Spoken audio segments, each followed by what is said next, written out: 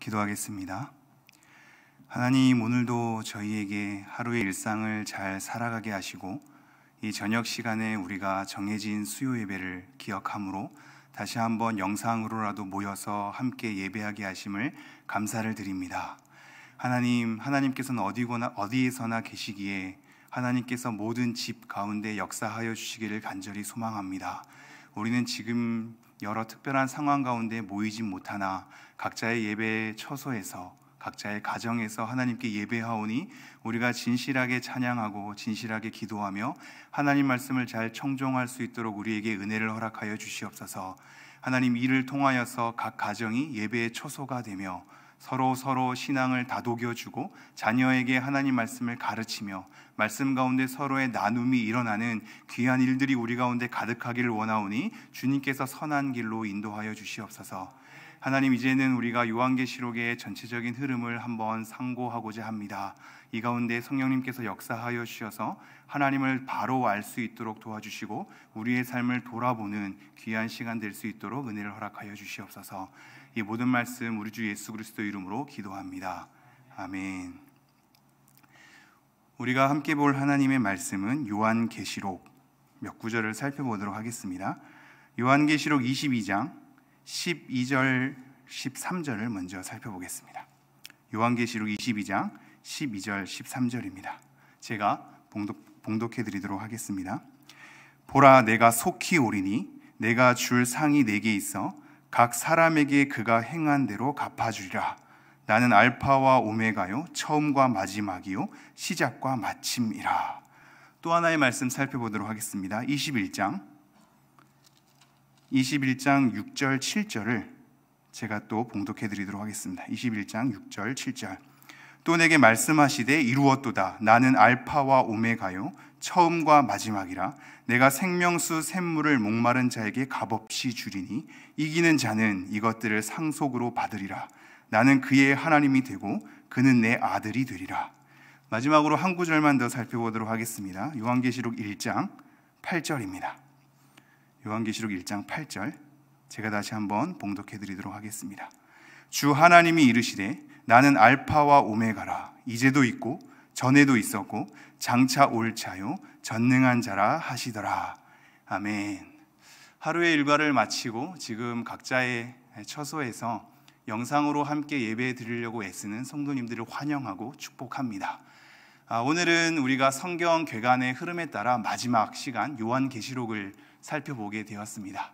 이번 주 오늘 이 시간에 요한계시록을 마지막으로 살펴보고 다음 주부터는 우리 올 한 해의 표어에 따라 우리가 기도로 세워지는 사명의 공동체라는 표어를 우리가 함께 세우고 나아가고 있지요. 그래서 그런 기도의 마음을 다시 한번 모으기 위하여서 각 성경 인물들의 기도 내용을 살펴보는 시간을 가질 것입니다. 다음 주부터 기대하는 마음으로 함께 참여했으면 좋겠고요. 오늘은 성경궤간의 마지막 시간 요한계시록을 살펴보도록 하겠습니다. 우리가 요한계시록을 먼저 대할 때 여러 염려들이 먼저 있으실 수도 있는데요. 이 요한계시록을 함부로 읽어도 되나? 라는 마음도 있을 거고, 우리가 이 요한계시록을 잘 모르는데 에 대한 여러 가지 어려움도 있을 테고, 이것은 무서운 내용이 아닌가, 공포의 내용이 아닌가에 대한 두려움 가운데 사로잡힐 때가 있을 겁니다. 그러나 사실상 요한계시록만 함부로 이렇게 읽어도 되는가가 아니라 모든 성경은 함부로 읽으면 안 되죠. 다른 성경은 함부로 읽어도 되고 요한계시록은 함부로 읽으면 안 된다라는 것이 아니라 모든 성경은 함부로 읽지 말아야 할 것입니다. 그러기에 우리도 다른 성경을 대하듯이 요한계시록을 우리가 경건한 마음으로 잘 대해야 하겠죠. 그리고 잘 모르는 것을 타당화할 수 있는가? 그렇지 않습니다. 우리는 잘 알아야 할 것입니다. 다른 성경도 잘 알려고 노력했듯이 요한계시록도 잘 알아야 하는 것입니다. 그리고 우리가 이 내용이 무서운 내용으로 또 공포에 떨어야 하는가라고 생각했을 때 요한계시록은 오히려 찬미의 책입니다. 심판과 형벌의 내용이 있어서 두려운 것만 같으나 하나님의 백성에게는 영광과 찬미의 책인 거거든요. 우리가 이 여러 가지 배경을 좀 생각하면서 요한계시록을 대했으면 좋겠고요. 우리가 이 요한계시록을 대하지 않으면 않을수록 이단의 전유물이 된다는 것 또한 명심했으면 좋겠습니다. 잘 모르기에 당하거든요. 요한계시록을 잘 다루지 않으니 우리가 요한계시록의 여러 짜맞추기 설명에 있어서 넘어갈 때가 많은 겁니다. 이것이 이단의 전유물이 되지 않도록 우리가 더 깨어서 요한계시록을 공부해야 할 것이며 더 잘 알아야 할 것입니다. 그럼에도 불구하고 요한계시록을 대할 때 우리가 어려움이 있죠. 무슨 내용인지, 이것이 어떻게 성취되는 것인지가 마냥 좀 어려운 겁니다. 그래서 요한계시록 내용에 대한 안내를 살펴보게 되면 이것 또한 다양한 해석으로 우리에게 어려움을 주고 있거든요. 여러 주석가들의 내용을 봐도 각자 다른 해석의 관점을 지니는 것을 보게 됩니다. 커다랗게는 이 요한계시록을 4가지 관점으로 보는데요, 이 내용 자체를 과거주의적으로 해석하는 분들이 있는 겁니다. 지금 요한이 이 계시를 쓰게 될 때의 정황은 1세기 정황이지요. 그러므로 이 1세기 상황에 맞게 그들에게 하나님께서 하시고자 하는 말씀이 1차적으로 중요하기 때문에 그들 1세기 안에 일어나는 일들에 대한 성취를 기록해 놓은 것이다 라는 과거주의적 해석이 있습니다. 반대로 미래주의적인 해석이 있습니다. 두 번째 관점인 건데요, 이 말씀은 계시, 후에 일어날 계시이기 때문에 최종적으로 우리가 말세라고 많이 표현하는 말세에 일어날 예언의 내용인 것이다 라는 것으로 추후에 일어날 일, 미래주의적인 것으로 해석하는 경향이 있습니다. 세 번째 관점은 역사주의적인 관점인 거거든요. 종교개혁자들이 이렇게 취했는데요, 즉 예수 그리스도로부터 지금까지의 이 역사 가운데 하나씩 성취해주는 과정으로 이 요한계시록을 읽어냈던 겁니다. 그래서 종교개혁자들은 적그리스도를 특별히 로마 가톨릭의 교황으로 본 것이거든요. 그 역사의 진행 과정에 따라 이 요한계시록의 성취가 하나씩 이루어지는 것으로 본 것입니다. 마지막 4번째 관점은 이상주의적인 해석인데요, 이것은 이 요한계시록의 예언의 내용이 지금 이 땅 가운데 구체적인 사건으로 성취되는 것이 아니라 이것이 오히려 영적인 어떤 전쟁 가운데 이루어진 영적인 일인 것이다 라는 것으로 바라보는 관점입니다. 우리는 이 4가지 해석의 관점 가운데 과거주의적, 미래주의적, 역사주의적, 이상주의적 4가지 관점 중에 어느 하나만을 염두에 두지 않고 4가지를 다 이해하면서 풍성하게 이해했으면 좋겠습니다. 어찌 보면 말이 안 될 수는 있으나 우리가 요한계시록을 대할 때 1차적으로는 1세기 안에 그들에게도 성취가 되며 역사적으로도 성취가 되며 종말론적으로도 성취가 되는, 그리고 이것은 비단 이 땅 위의 구체적인 사건만으로가 아니라 영적으로도 모든 전쟁 가운데 함께 임하게 되는 포괄적이고 풍부한 내용으로 우리가 요한계시록을 대했으면 좋겠습니다. 특별히 예수 그리스도의 계시의 풍부한 내용이기 때문에 우리가 풍성하게 이 내용을 누리면서 모든 역사 가운데 영적으로 성취하시는 하나님의 놀라운 신실함을 우리가 요한계시록을 대하면서 이해했으면 좋겠습니다. 특별히 요한계시록에는 많은 문자, 특별히 상징의 언어가 드러나는데요, 이것을 문자적으로 해석할 것이냐 상징적으로 해석할 것이냐에 대한 문제는 문맥이 결정하게 되어 있습니다. 어떤 부분은 그 숫자가 상징적으로 해석되기도 하고요, 어떤 부분에 있어서는 문자적으로 해석될 때가 있는 거죠. 이것이 문자적으로 해석할 것인지 상징적으로 해석할 것인지는 문맥에 따라 우리가 많은 내용이 좁혀짐을 보게 됩니다. 자, 마지막으로 한 가지 요한계시록을 접할 때 우리가 이렇게 이해했으면 좋겠습니다. 우리는 요한계시록을 공부하는 자세는 아니니까요, 우리가 지금 요한계시록을 대할 때 성도님들이 이런 마음으로 대했으면 좋겠는데요, 우리의 신앙이 녹록치 않잖아요. 어려운 거죠. 생각보다 어려운 거죠. 외부의 핍박 때문에 어렵다기보다 이 사회의 상황, 그리고 이것을 우리가 삶으로 또 살아내는 우리의 내면, 우리의 관점, 우리의 생활 자체가 말씀처럼 간결하고 말씀처럼 완전한 순종이 되었으면 좋겠는데 그렇지 않은 상황 가운데 우리가 어려움을 겪고 있지 않습니까? 그 가운데 여러 고난을 겪게 되고요, 그래서 사회의 모든 현상 가운데 하나님의 공의가 무너지는 것도 보게 됩니다. 하나님, 이 땅 가운데 살아서 역사하신다면 왜 하나님의 이 공의가 무너지도록 내버려 두십니까? 하나님은 도대체 어디에 계신 것입니까? 하나님께서 이루어 가시는 일들은 우리의 눈에 어떻게 보여지는 것입니까?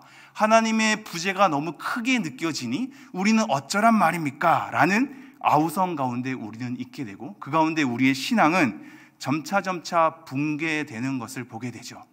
말씀의 성취가 눈앞에서 일어나고 하나님의 음성을 명확히 듣게 되고 우리가 하나님의 약속이 이루어지는 것을 확인하고 경험하게 되면 우리의 신앙은 견고해질 것입니다. 그러나 우리의 신앙이 무너지는 이유는 이 말씀의 이루어짐이 막막하게 느껴지기 때문 아니겠습니까? 하나님의 음성을 잘 분간할 수 없기 때문이 아니겠습니까? 막연히 하나님 말씀에 따라 걷긴 하는데 이것이 정말 하나님의 뜻인지 아닌지 헷갈리는 상황 가운데 있기 때문에 그렇지 않습니까? 이러한 적막감 가운데 우리는 많은 의구심을 품게 되고 우리의 신앙의 힘은 잃어가고 모이기를 힘들어하고 예배로 서기를 힘들어하는 신앙의 어려움 가운데 우리는 있기 마련입니다.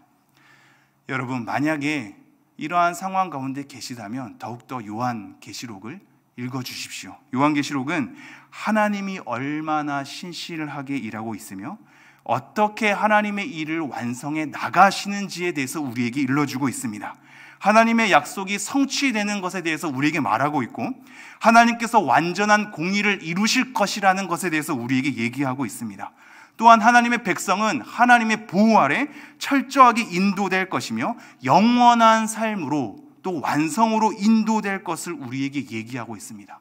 그래서 우리는 요한계시록을 읽으면 읽을수록 하나님의 백성들의 안전이 보장되어 있다는 약속을 얻게 되죠. 그리고 악에 대한 하나님의 공의의 실현을 우리는 요한계시록을 통해서 다시 한번 눈으로 확인하게 됩니다. 또한 우리의 불완전한 우리의 이 낭만 가운데 있는 우리의 삶들, 교회에 대한 여러 가지 연약함들을 하나님께서 완성으로 이끄시는 그 신실함에 대한 찬미로 가득 차 있는 겁니다.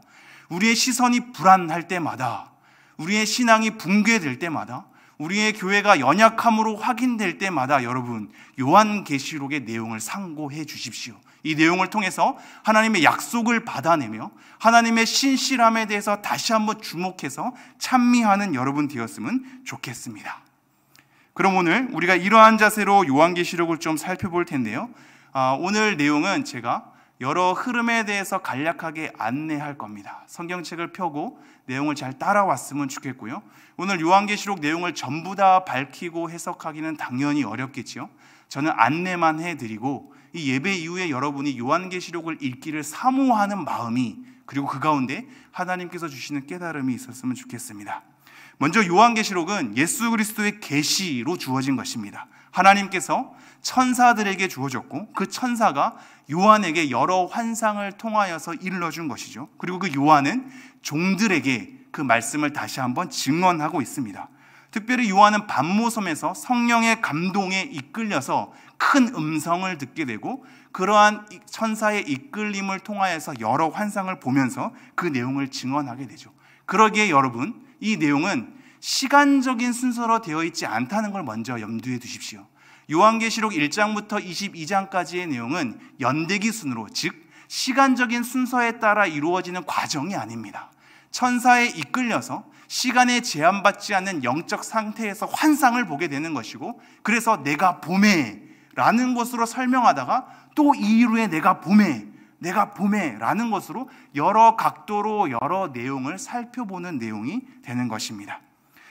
이후에 요한은 인사를 하게 되는데요, 삼위일체에 대한 언급을 통해서 인사를 합니다. 이제도 계셨고 전에도 계셨고 장차 오실 이, 즉 성부 하나님에 대한 언급과 보좌 앞 7명이라는 성령에 대한 언급, 그리고 충성된 증인이시오 부활하사 머리가 되신 예수 그리스도, 이 삼위일체를 먼저 소개하고 있습니다. 지금 우리가 예배 드리는 가운데 있는데요, 우리의 예배에 받으실 주인은 삼위일체 하나님임을 명심하셔야 합니다. 삼위일체에 대한 고백이 담겨져 있어야 하고요, 그러기에 사도신경의 고백도 그렇게 이루어지고 있죠. 지금 요한도 이 삼위일체에 대한 고백으로 인사를 하고 있으며 우리에 대한 소개를 우리가 그리스도를 통해서 해방되었고 우리가 나라와 제사장으로 삼으셨다라는 것으로 우리를 표현하고 있습니다.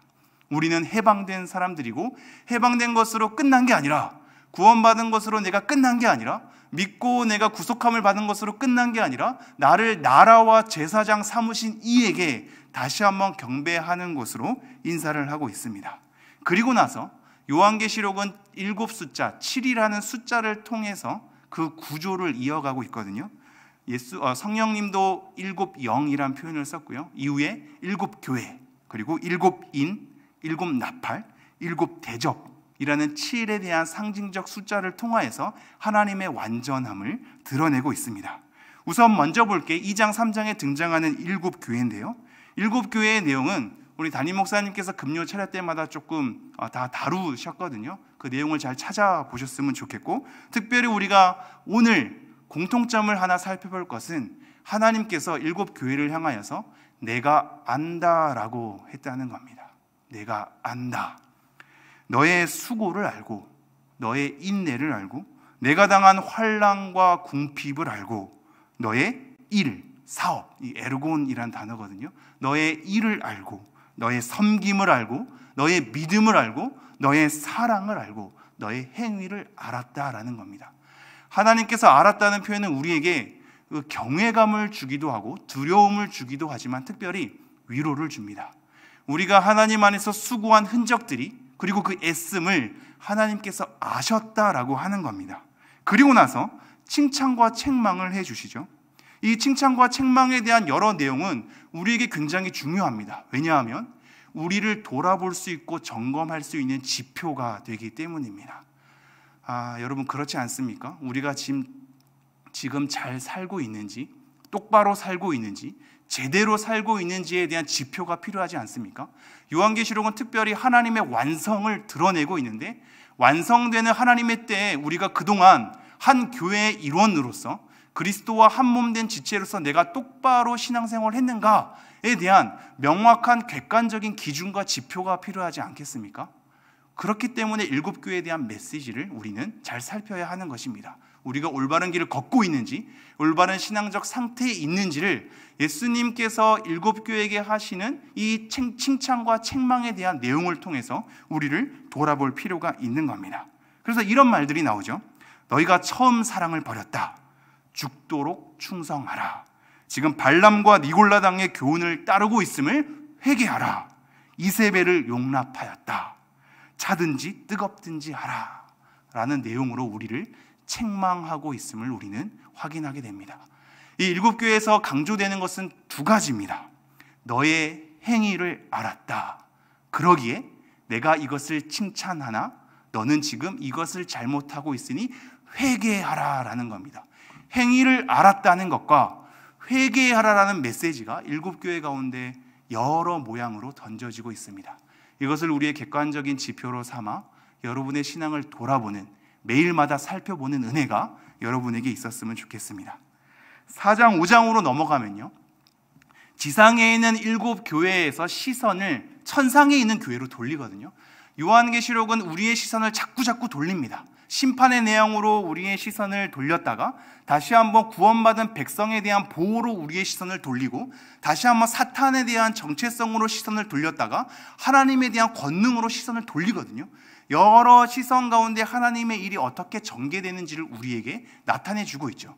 지금 지상에 있는 일곱 교회, 이 대표적인 일곱 교회에게 눈을 돌렸다가 이 불완전함 가운데에서 이제는 완전함 가운데 천상교회가 어떻게 하나님 앞에 위치하고 있는가를 우리의 시선을 돌려놓고 있습니다. 그것이 4장 5장인데요. 특별히 4장은 보좌에 앉으신 이 성부 하나님에 대해서 경배의 표현을 하고 있습니다. 24보좌가 있고요. 24보좌에 24장로들이 앉아있죠. 그리고 네 생물들이 그 주위에 있습니다. 이들 모두가 성부 하나님, 보좌에 앉으신 이에게 경배하는 겁니다. 이렇게 고백하죠.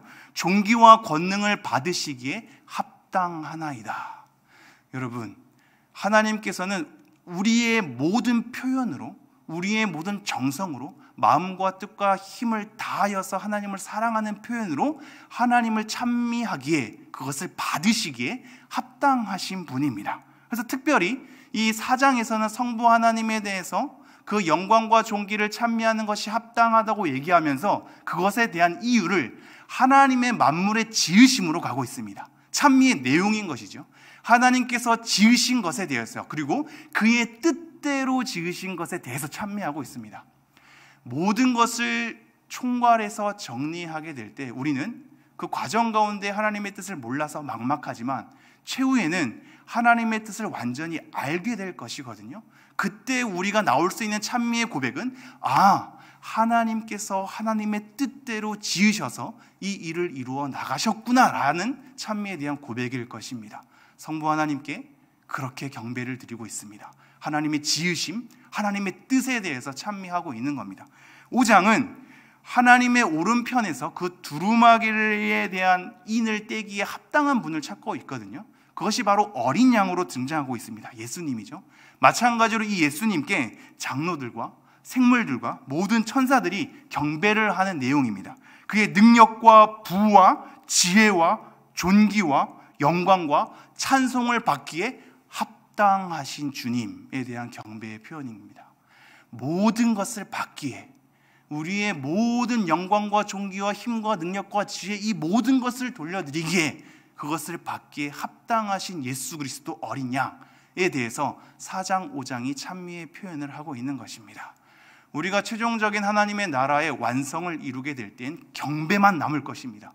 어떠한 의구심도 사라지고, 어떠한 불만과 원망의 소리도 없어지고, 어떠한 마음의 답답함도 없이 온전히 이 모든 찬양을 받기에 합당하신 하나님께 모든 영광을 드리며 모든 존귀를 드리고 우리의 면류관을 하나님께 던져서 경배의 표현으로 주님 앞에 나아갈 것입니다.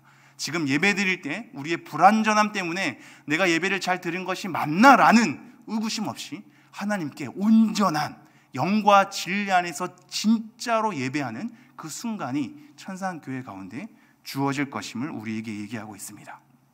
그 다음 내용은 6장에서부터 18장의 내용인데요, 심판에 대한 내용입니다. 심판. 좀 더 길게는 21장 5절까지도 볼 수 있습니다. 6장부터 21장 5절까지. 왜냐하면 21장 5절에 7 대접을 쏟은 7 천사 중 하나에게 말씀하시는 걸 볼 수 있거든요. 그러니까 길게는 21장 5절까지도 볼 수 있으나 짧게는 18장으로도 끝날 수 있습니다. 왜냐하면 19장에서는 혼인잔치에 대해서 내용이 나오고, 20장에는 천년왕국에 대한 내용이 나오고, 21장에는 새하늘과 새 땅에 대한 내용이 더 줄을 이루거든요. 하나님의 완성, 하나님 백성에 대한 위치를 찬미하는 쪽으로 내용이 더 풍성하고, 오히려 심판의 내용은 좀 더 줄어들기 때문에 구체적으로는 18장에서 심판이 머문다는 것으로 우리가 볼 수 있으나 길게는 21장 5절까지도 볼 수 있는 겁니다. 이러한 심판을 우리가 이해하게 될 때 하나하나 해석은 어렵지만요, 한 가지 특징을 우리가 좀 살펴봤으면 좋겠습니다. 그것은 이 심판이 점진적 반복을 하고 있다는 겁니다. 7인, 7 나팔, 7 대접으로 이 심판이 이어지고 있죠. 7인, 7 나팔, 7 대접입니다. 이것은 시간적인 흐름에 따라 7인 심판이 주어지고, 7 나팔 심판이 그 다음에 주어지고, 7 대접 심판이 그 다음에 주어지는 것으로 우리가 읽히기 쉬우나, 그 내용을 보면 사실상 이것은 점진적으로 반복되고 있는 내용입니다. 7인은 던져지고 그 가운데 7 나팔이 얹혀져서 더 강화되고 있는 것이죠. 그리고 7 대접이 쏟아지는 것으로 그 심판의 내용이 더 심화되고 있는 겁니다. 점진적으로 더 확장되고 강화되면서 우리에게 반복적으로 그 심판의 내용을 일러주고 있습니다. 그리고 또한 특별히 이 심판을 살펴볼 때 4-3 시스템으로 나누어져 있거든요. 7인 7 나팔이 쏟아지게 될 때 4가지 인을 먼저 얘기하고 조금의 심판의 성격이 다른 나머지를 얘기합니다.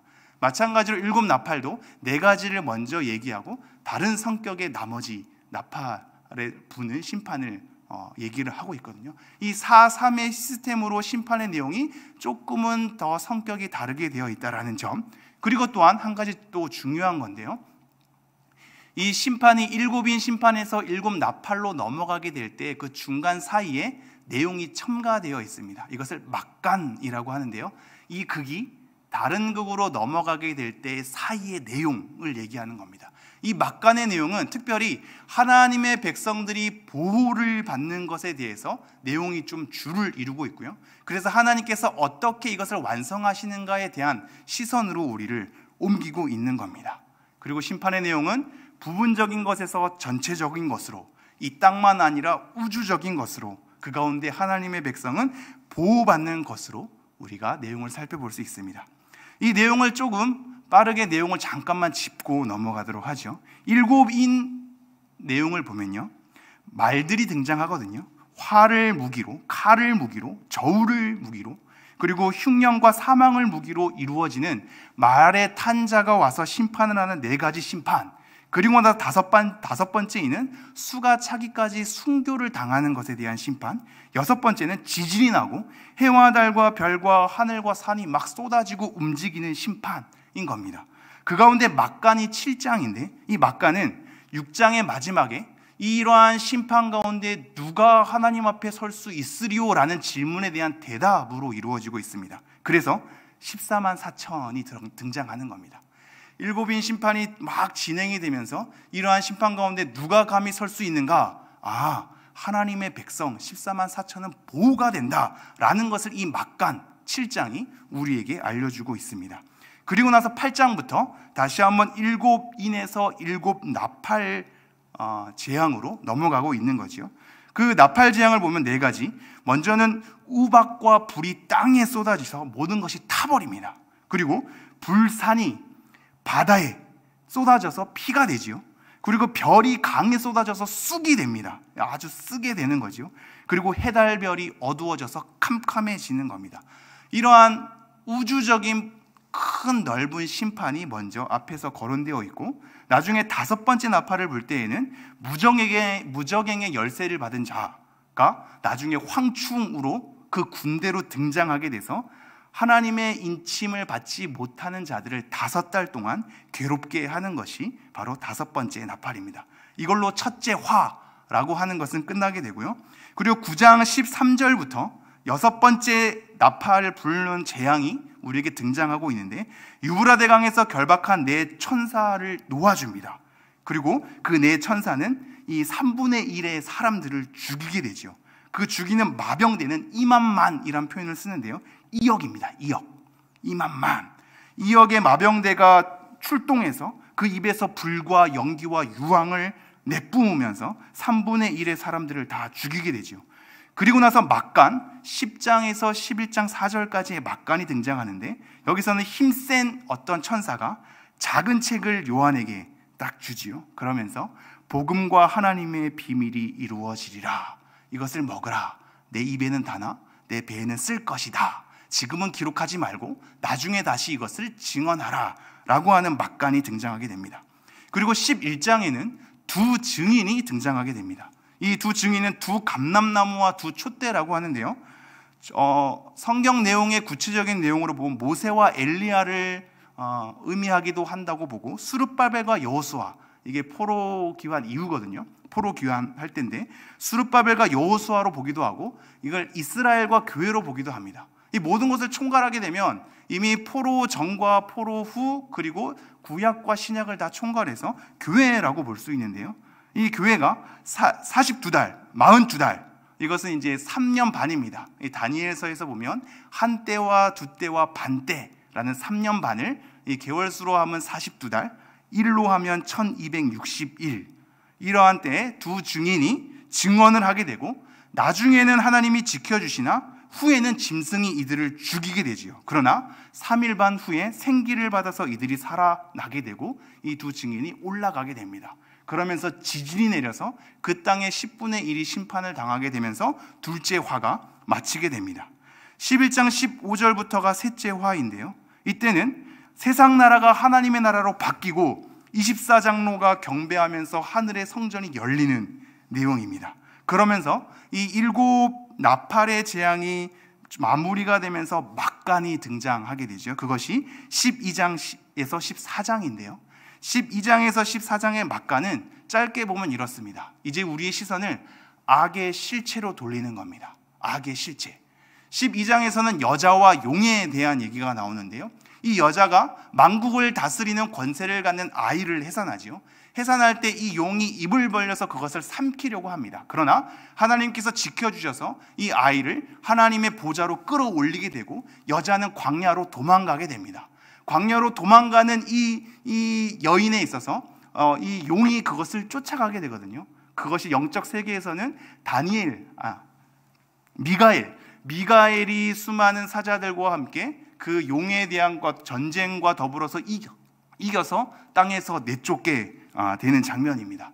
이것을 통하여서 그 용은 이 여자를 괴롭히게 되고 나중에 13장에 넘어가면 바다에서 짐승을 끌어올리게 되죠. 13장 후반에 가면 땅에서 짐승도 끌어올리게 됩니다.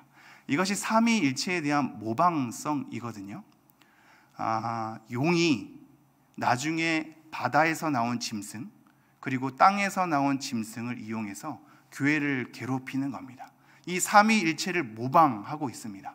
바다에서 나온 짐승과 땅에서 나온 짐승이 용에게 권세를 받거든요. 이 권세를 받는 것에 있어서 먼저 성도님들이 생각을 해보셔야 할 게, 이들은 이적을 행한다는 것이고 권능과 힘이 있다라는 것입니다. 이 권능과 힘을 가지고 교회들을 미혹하고 있고 그들을 꼬시고 있고 그들을 넘어가게 하고 있고 자기에게 경배하게 하고 있으며 우상을 섬기게끔 하는 것이 12장부터 14장에 관한 내용입니다. 이 삼위일체의 모방성에 관해서 넘어가지 말아야 할 것을 우리에게 일러주고 있는 것이죠. 우리가 하나님의 완성을 바라볼 수 있는 순간이 오면 올 때마다 하나님의 능력에 대해서 그리고 힘과 권세에 대해서 그것을 가지고 모방하는 자가 있을 수 있구나를 명심해야 됩니다. 그러기에 우리는 큰 이적을 행하는 사람을 보고 또한은 수많은 힘과 권세를 가진 사람을 보고 그들을 추앙하면서 하나님이 보낸 선지자라고 착각하는 우리의 신앙의 형태가 없어져야 할 것입니다. 그들도 모방을 할 수 있기 때문입니다. 큰 힘과 권세와 이적을 가지고 우리를 미혹하며 그들을 우리에게 엎드리게 하고 경배하게 하면서 우상으로 우리의 시선을 돌리게 하는 것입니다.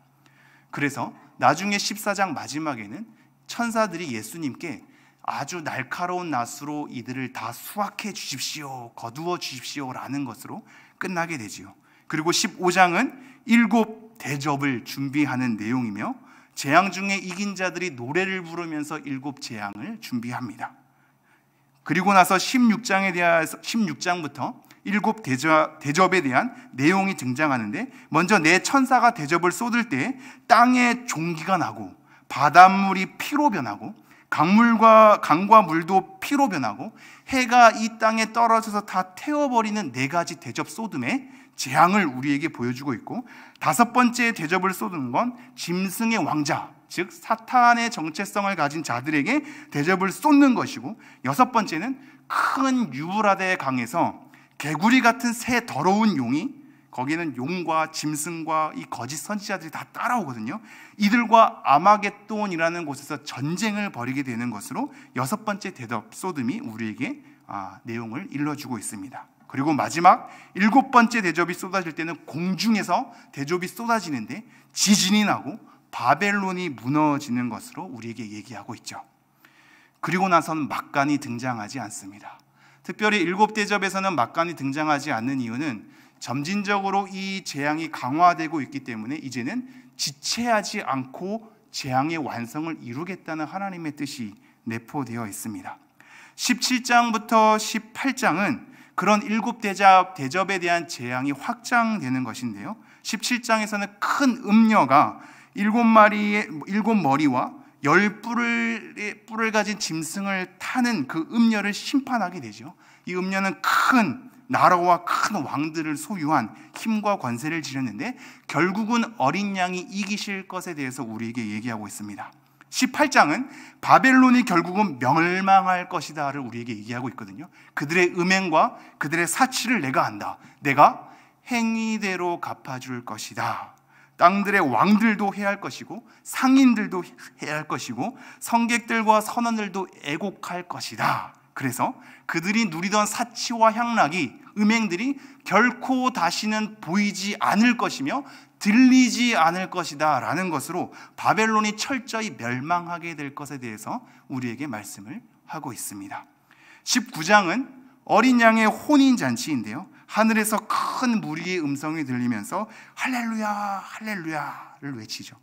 구원과 영광과 능력이 하나님께 있습니다. 그리고 나서 중요한 찬미의 내용, 하나님의 심판은 의로우십니다 라는 것으로 찬미가 가득 차 있고, 그래서 백마탄 자가 등장을 하게 되죠. 충신과 진실의 이름으로 의로움을 가진 채 하나님의 말씀으로 옷 입어서 그 이름은 만왕의 왕 만주의 주라는 이름으로 등장하면서 그 용과 짐승과 그 군대와 싸움해서 결국은 그들을 유황불에 다 던져 넣어 죽이는 것으로 그 전쟁을 이김을 우리에게 소개하고 있습니다. 그리고 나서 20장에는 천년 왕국입니다. 천사가 하늘에서 내려와서 용을 잡아버려서 천년 동안 결박하지요. 그리고 그 천년 동안 우리는 예수 그리스도와 더불어서 왕노릇하는 겁니다. 하지만 이 천년이 지난 후에는 잠깐 동안 이 사탄이 놓이게 되는데, 결국은 그렇게 놓여도 자기의 행위대로 심판받아서 멸망시키는 하나님의 권능을 우리는 확인하게 됩니다. 그리고 21장에 새하늘과 새 땅에 대해서 우리가 보게 되지요. 새 예루살렘이 우리에게 내려오는데 거기에는 하나님이 함께 계십니다. 그리고 먼저 우리의 눈물을 닦아주시는 겁니다. 하나님이 함께 계셔서 수많은 심판의 과정 가운데 신실함을 지키신 그 하나님이 우리의 행위를 알고 회개하여서 돌아오기를 원하는 하나님의 심정으로 하나님의 때를 기다렸다가 새 예루살렘 가운데 우리를 초청하며 등장하시는 그 하나님이 가장 먼저 하는 것은 우리의 눈물을 닦아주는 겁니다. 너의 수고를 알기 때문에, 너의 애씀을 알기 때문에 우리의 눈물을 닦아주시는 것이죠. 그러면서 더 이상 사망도 없고, 더 이상 곡하는 것도 없고, 더 이상 애통하는 것도 없고, 더 이상 아픈 것이 다시는 있지 아니한다라는 것으로 하나님의 완성으로 우리를 초청하고 있습니다. 그리고 하나님께서는 이렇게 얘기하시죠. 다 이루었다라는 것으로 우리를 안아주는 겁니다. 그러면서 마지막엔 하나님이 우리의 하나님이 되고 우리는 하나님의 자녀됨을 일러주시는 겁니다. 마지막 21장 9절에는요, 이 일곱 대접을 가진 마지막 일곱 재앙을 담은 천사 중 한 명에게 하나님께서 말씀합니다. 신부, 어린 양의 아내, 이 새 예루살렘을 내게 보이리라. 그러면서 이 예루살렘 안에 이 요한을 초청하고 그 가운데 성전을 보여주시는데, 이 새 예루살렘 안에 성전을 보여주시는데, 이 성전은 하나님 곧 전능하신 이와 어린 양으로서 우리가 그 안에 들어와 있음을, 그리고 우리에게 영광이 비추고 있음을, 그 가운데 생명샘이 흘러나오고 있음을, 그 생명샘을 통해서 우리는 치료를 받고 열매를 맺고 있음을 우리에게 얘기하고 있습니다. 그리고 마지막 요한은 정리합니다. 이 두루마리의 예언의 말씀을 지키는 자는 복이 있으리라. 그리고 예수님의 말씀을 반복적으로 강조하지요. 행한 대로 갚아주리라. 알파와 오메가요, 처음과 마지막이요, 시작과 마침이라. 내가 진실로 속히 오리라입니다. 행한 대로 갚으시는 하나님, 처음과 마지막, 시작과 마침, 알파와 오메가 되신 하나님, 우리가 그 과정 가운데 하나님의 부재를 경험하면서 하나님이 일하시지 않는 것 같으나 내가 시작이요 마침이다, 처음이요 나중이다, 알파와 오메가다, 모든 행위대로 내가 갚아줄 것이며 내가 속히 오리라 라고 우리에게 말하고 있는 내용입니다. 이러한 하나님의 신실함과 권능 앞에 요한이 처하는 마지막 응답은요, 아멘, 주 예수여 오시옵소서입니다. 이 마지막 고백은 우리가 너무 힘들어서 하나님 빨리 하나님 왔으면 좋겠습니다가 아니라 하나님의 신실함과 권능을 알기 때문에 그 완전함을 너무 사모해서 하나님이 속히 오리라는 예언의 말씀 앞에 하나님 그렇습니다, 하나님 어서 오십시오, 내가 그때를 기다리며 갈망하고 있나이다 라는 것으로 표현되고 있는 겁니다. 여러분, 정리하겠습니다.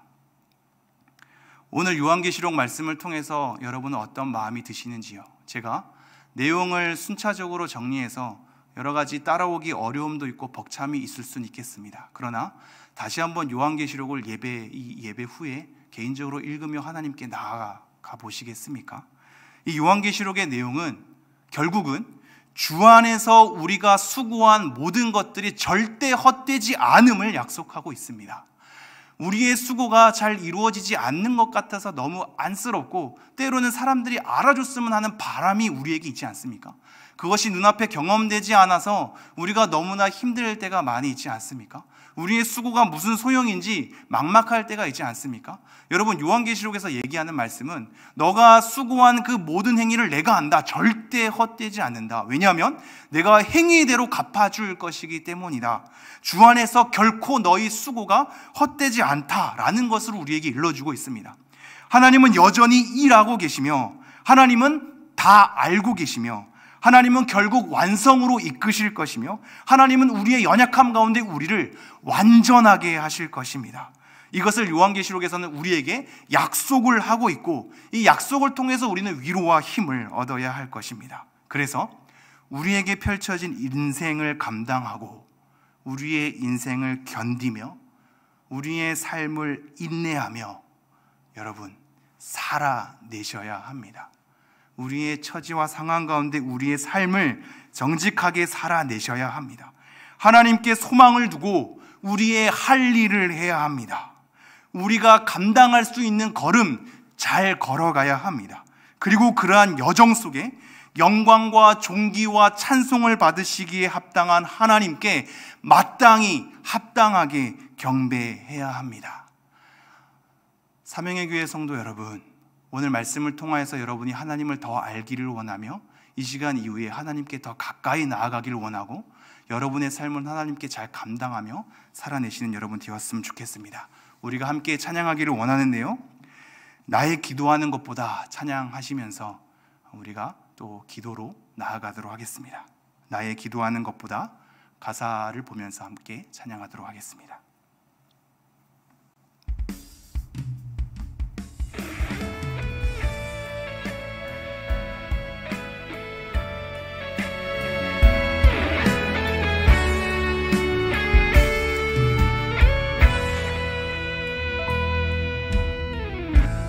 나의 기도하는 것보다 더욱 응답하실 하나님, 나의 생각하는 것보다 더욱 이루시는 하나님, 우리 가운데 역사하신 능력대로 우리들의 강구함을 넘치도록 능히 하실 주님께 모든 영광과 존귀 찬양과 경배를 돌릴지어다. 모든 영광과 존귀 찬양과 경배를 돌릴지어다.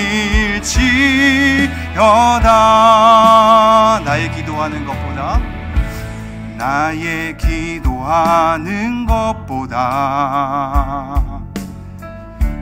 더욱 응답하실 하나님, 나의 생각하는 것보다 더욱 이루시는 하나님, 우리 가운데 역사하신 능력대로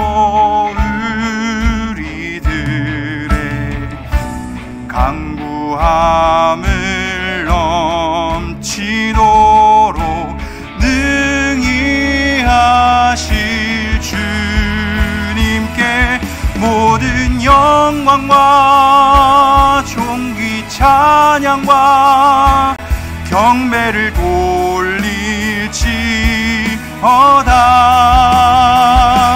모든 영광과 존귀 찬양과 경배를 돌릴지어다.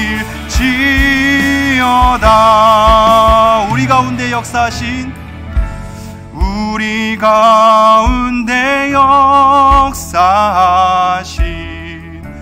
능력대로 우리들의 강구함을 구함을 넘치도록 능히 하실 주님께 모든 영광과 존귀 찬양과 경배를 돌릴지어다.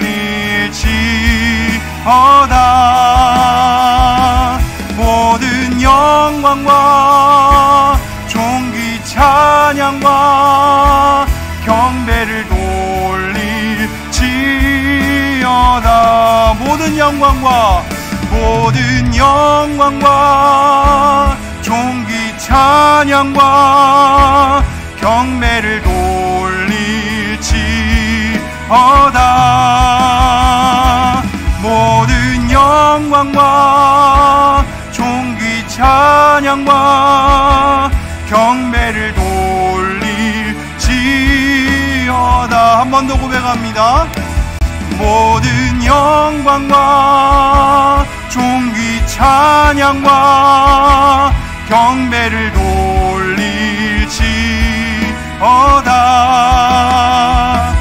모든 영광과 존귀 찬양과 경배를 돌릴지어다. 마지막으로 모든 영광과 존귀 찬양과 경배를 돌릴지어다.